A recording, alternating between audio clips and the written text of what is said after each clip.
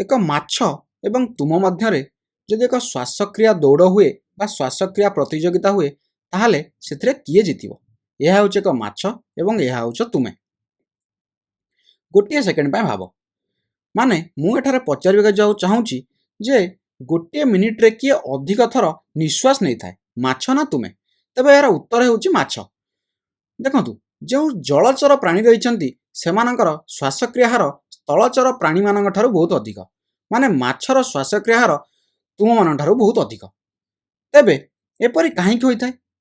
କାହିଁକି ନା ଯଦି ଆମେ 1 ଲିଟର ବାୟୁ ନେବା ତାହେଲେ ସେଥିରେ 209 ମିଲିଲିଟର ଅମ୍ଳଜାନ ରହିଥାଏ। ସେହିପରି ଆମେ ଯଦି 1 ଲିଟର ଜଳ ନେବା ତାହେଲେ ସେଥିରେ ମାତ୍ର 5 ମିଲିଲିଟର ବା 5 ml ଅମ୍ଳଜାନ ରହିଥାଏ।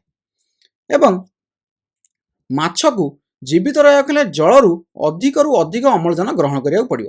ଏବଂ ଯେହେତୁ ଜଳରେ କମ୍ ଅମ୍ଳଜାନ ରହୁଛି ତେଣୁକରି ମାଛକୁ ଦ୍ରୁତ ଗତିରେ ନିଶ୍ୱାସ ନେବାକୁ ପଡ଼ିଥାଏ, ଯାହାଦ୍ୱାରା ସେ ଅଧିକରୁ ଅଧିକ ଅମ୍ଳଜାନ ପାଇପାରିବ। ତେବେ ମାଛ ଏହି ନିଶ୍ୱାସ ପ୍ରଶ୍ୱାସ କେଉଁ ଅଙ୍ଗ ଦ୍ୱାରା ନେଇଥାଏ?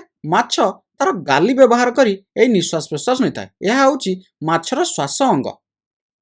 ତେବେ ଚାଲନ୍ତୁ ଦେଖିବା ଗାଲି କିପରି କାମ କରିଥାଏ। ତେବେ ପ୍ରଥମେ ଚାଲନ୍ତୁ ଦେଖିବା ଯେ ଗାଲି କ'ଣ।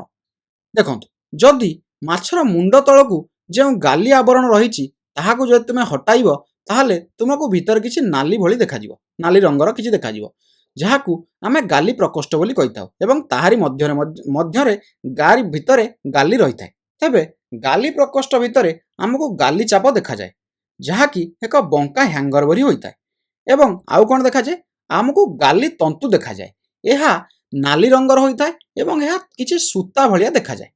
ଏହାକୁ ଆମେ ଗାଲି ତନ୍ତୁ ବୋଲି କହିଥାଉ। ତେବେ ଆମେ ଯଦି ଗାଲି ତନ୍ତୁକୁ ଟିକେ ପାଖରୁ ଦେଖିବା ବା ଜୁମ୍ କରି ଦେଖିବା ତାହେଲେ ଆମକୁ କିଛି ଏହିପରି ଦେଖାଯିବ। ସେଥିରେ ଆମକୁ କିଛି କ୍ଷୁଦ୍ର ପତ୍ର ସଦୃଶ ଅଂଶ ଦେଖାଯାଇଥାଏ, ଯାହାକୁ ଆମେ ଲାମେଲା ବୋଲି କହିଥାଉ। ଏବଂ ଏହି ଲାମେଲା ହେଉଛି ବହୁତ ପତଳା। ଏହା ହେଉଛି ମାତ୍ର 1 କୋଷ ବିଶିଷ୍ଟ ମୋଟେଇ। ତେବେ ଏହା ଏତେ ପତଳା କାହିଁକି ହୋଇଥାଏ? ଏହା ଏତେ ପତଳା ଏଇଥିପାଇଁ ହୋଇଥାଏ ତାକି ଗ୍ୟାସ୍ ଗୁଡ଼ିକ ଏହା ମଧ୍ୟ ଦେଇ ଆରାମସେ ବା ଅତି ସହଜରେ ଯିବା ଆସିବା କରିପାରିବେ। ଏଠାରେ ଗାଲି ଚାପ ମଧ୍ୟ ରହିଥାଏ। ତେବେ ଏହି ଗାଲି ଚାପ କ'ଣ? ଏହି ଗାଲି ଚାପ ମଧ୍ୟରେ ବହୁତ ଗୁଡ଼ିଏ ରକ୍ତନଳୀ ରହିଥାଏ। ଦେଖନ୍ତୁ, ଏହି ରକ୍ତନଳୀ ଏଠାରେ ଦୁଇଟି ମୁଁ ଦେଖାଇଛି। ଏମିତି ଗୋଟିଏରେ ଆମର କ'ଣ ଅମ୍ଳଜାନ ଯୁକ୍ତ ରକ୍ତ ଯାଇଥାଏ, ଗୋଟିଏରେ ଅମ୍ଳଜାନ ବିହୀନ ରକ୍ତ ଯାଇଥାଏ। ଏବଂ ଏହି ରକ୍ତନଳୀ ଗୁଡ଼ିକ ଗାଲି ମଧ୍ୟରେ ସବୁଆଡ଼କୁ ବ୍ୟାପିଥାନ୍ତି। ତେବେ ଏହି ଗାଲି କିପରି ଅମ୍ଳଜାନକୁ ଗ୍ରହଣ କରେ ଚାଲନ୍ତୁ ଦେଖିବା, ବା କିପରି ଏହି ଗାଲିରେ ଗ୍ୟାସ୍ ବିନିମୟ ହୋଇଥାଏ ଚାଲନ୍ତୁ ଦେଖିବା। ତେବେ ପ୍ରଥମେ ମାଛ କ'ଣ କରେ? ତାର ପାଟିକୁ ଖୋଲିଥାଏ।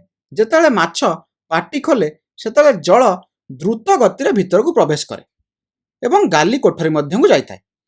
ତେବେ ଏହା କ'ଣ ହୁଏ? ଏହି ଯେଉଁ ଜଳ ଯେତେବେଳେ ପ୍ରବାହିତ ହୁଏ ଏହା ଲାମେଲା ଦେଇ ପ୍ରବାହିତ ହୁଏ। ଏବଂ ଯେତେବେଳେ ଲାମେଲା ଦେଇ ପ୍ରବାହିତ ହୁଏ ସେଠାରୁ ଆମର এই ଯେଉଁ ରକ୍ତନଳୀ ଅଛନ୍ତି ସେମାନେ ଅମ୍ଳଜାନକୁ ଗ୍ରହଣ କରିଥାନ୍ତି ଏବଂ ଅଙ୍ଗାରକାମ୍ଳକୁ ଛାଡ଼ି ଦେଇଥାନ୍ତି। ତ ଦେଖନ୍ତୁ, ଏଠାରେ ଅମ୍ଳଜାନ ଯୁକ୍ତ ରକ୍ତ ଏବଂ ଏଠାରେ ଅମ୍ଳଜାନ ବିହୀନ ରକ୍ତ ଥାଏ। ଏହା ମଧ୍ୟକୁ ପଶିଲା କ'ଣ? ଅମ୍ଳଜାନ ବିହୀନ ରକ୍ତ ଏବଂ ବାହାରିଲା କ'ଣ? ଅମ୍ଳଜାନ ଯୁକ୍ତ ରକ୍ତ। ତେବେ ଏହାପରେ ମାଛ କ'ଣ କରେ? ତାର ପାଟିଟିକୁ ବନ୍ଦ କରିଦେଇଥାଏ। ମାଛ ଯେତେବେଳେ ପାଟିକୁ ବନ୍ଦ କରିଦିଏ ସେତେବେଳେ କ'ଣ ହୁଏ?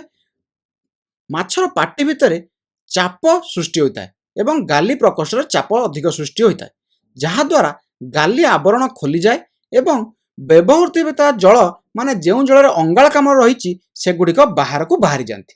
ଏହିପରି ଭାବରେ ମାଛ ନିଶ୍ୱାସ ପ୍ରଶ୍ୱାସ ନେଇଥାଏ।